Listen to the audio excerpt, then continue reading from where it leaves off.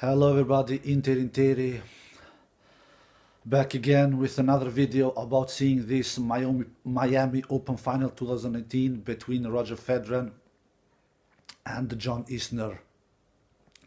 And I'm gonna deliver you guys a reaction video after this final.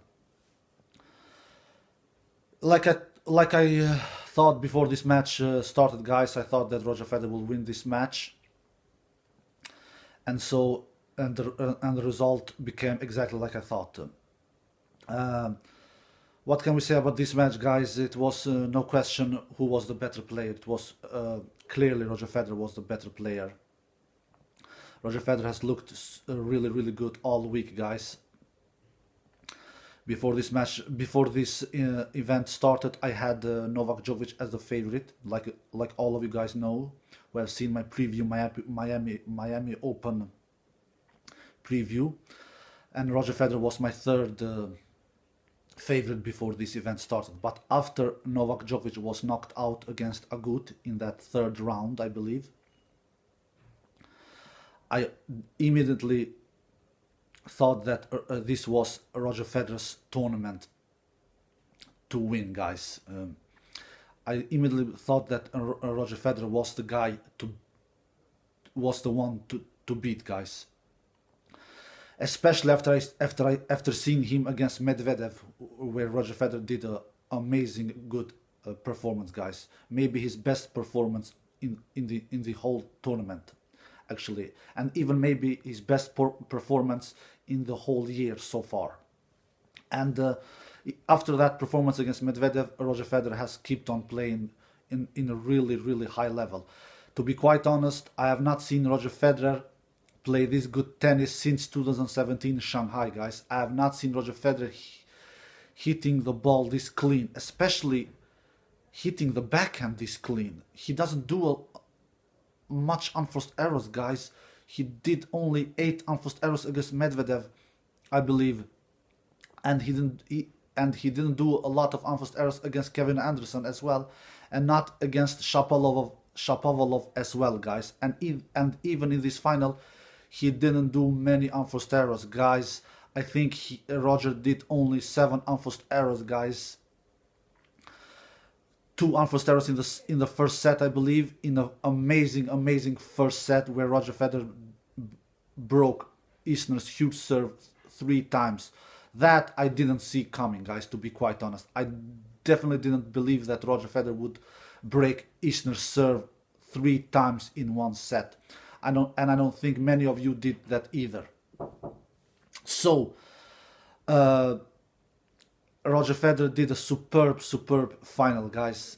He broke, like I said, John Isner's serve 3 times in that first set and 1 time in that second set. He did only 7 unforced errors in total, guys, in this final. 2 in the first set and 5 in the second set, and he fired, I think, 17 winners, guys. The serve of Federer was not, he didn't land amazingly high first serves in, like he has been all week, guys. Besides in that Medvedev match, I think in that Medvedev match Roger landed 69 first percentage serves in, but after that match he has been he landed only, I believe, only 49 against Shapovalov, if I'm not mistaken. But here in this final, he was not crazy high with that number either, but he was higher than against Shapovalov. He was, I think he landed in this final 57 percentage of first serves in against Isner. But he won amazingly 100% of all of the first serves that he landed. I have never seen this kind of stats ever in my life, guys. Not Roger Federer or any other player. He won 100% of his first serves when he landed them in, guys. 100%. That is truly remarkable. I have never seen that kind of stats before. If you guys have seen that kind of stats before, Federer or any other player for that matter, comment below and tell me, guys, because I have never seen that before. And even on the second service, that was quite impressive. he won 80% of the second serves, Federer. This is a proof that John Isner isn't a great returner, which I did know before. That's why when I predict this match, when I did my preview before this final started, I was pretty confident that Roger Federer would win this final, because John Isner basically has only serve and forehand, guys. He doesn't have much more than that, guys. And when the rallies are on, he basically is without a chance, and we could see that in this final. Roger Federer returned really good in this final. Roger Federer usually returns really good against big servers. I've seen that against Karlovic in the past. I've seen that against Kevin Anderson. I've seen that against Andy Roddick a lot of times as well, and also against John Isner, of course, in the past, and even in this final. He was blocking a lot of the returns into the play, and when the rallies was on, Roger Federer won 9 of 10 points, guys. So John Isner's huge opportunity to win this final was just to serve a lot of serve aces, which he didn't, guys. He only served nine aces, I believe, and he only he had a pretty high first percentage serves in, guys, but Federer was returning really good, and which was nice to see, because Roger Federer's returns are not always amazing, at least not as good as Novak Djokovic and Rafa Nadal's.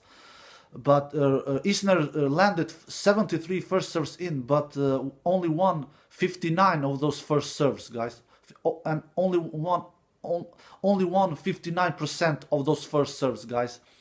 And when the second serves was landed, when Isner was landing second serves, he only won 50%.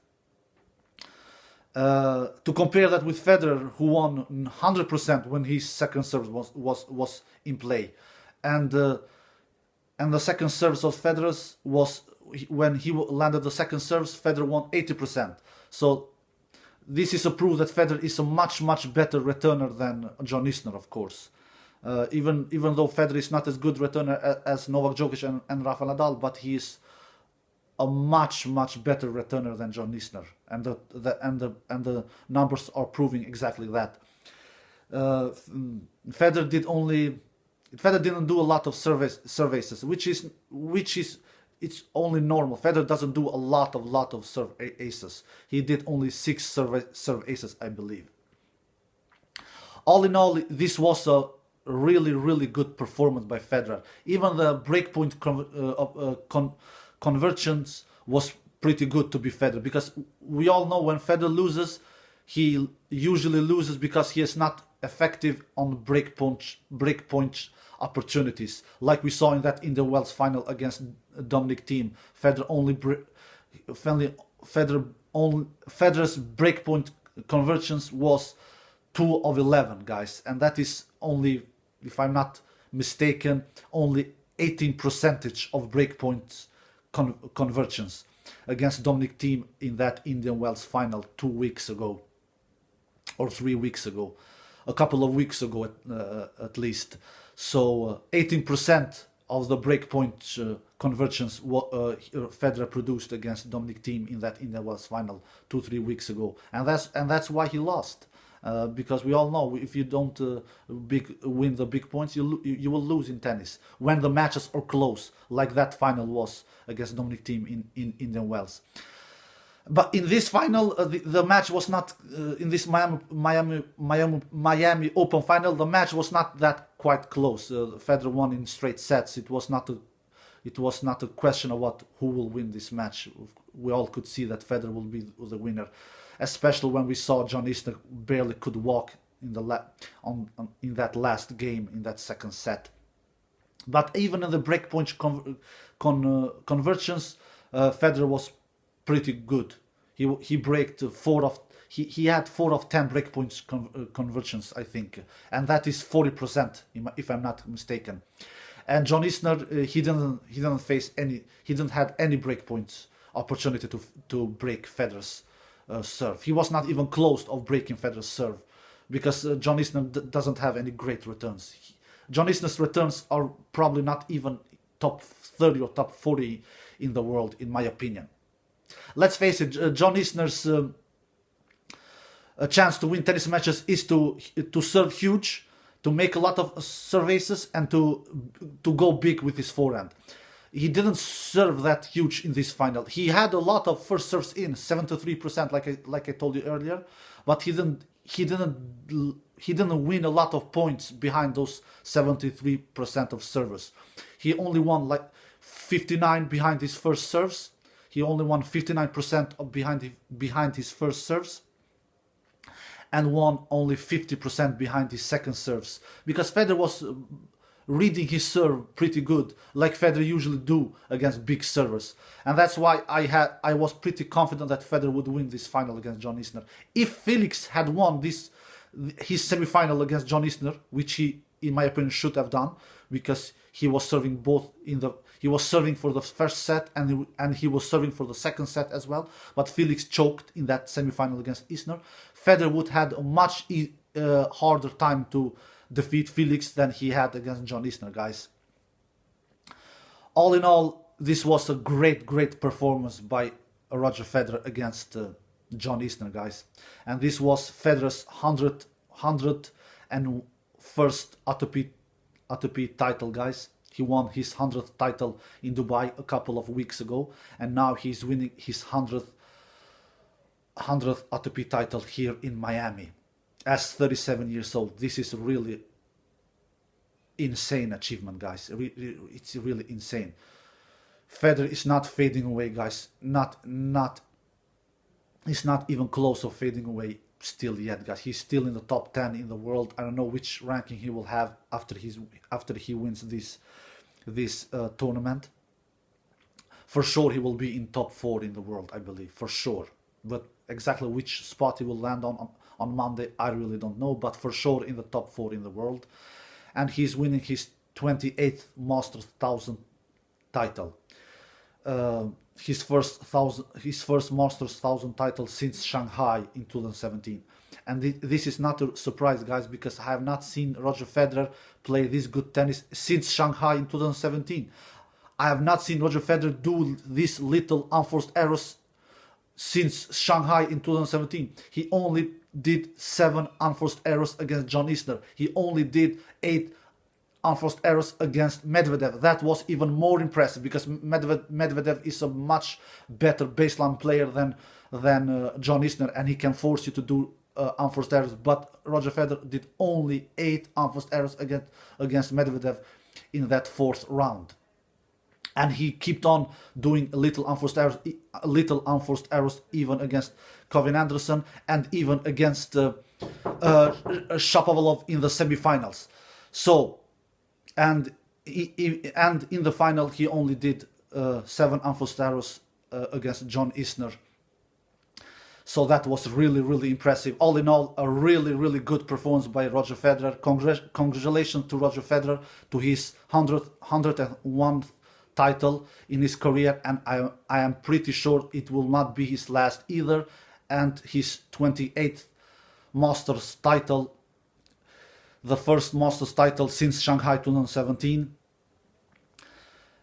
and his second ATP title in this 2019 season so far. Alright guys, I hope you enjoyed this video. Take care, see you next time, bye bye.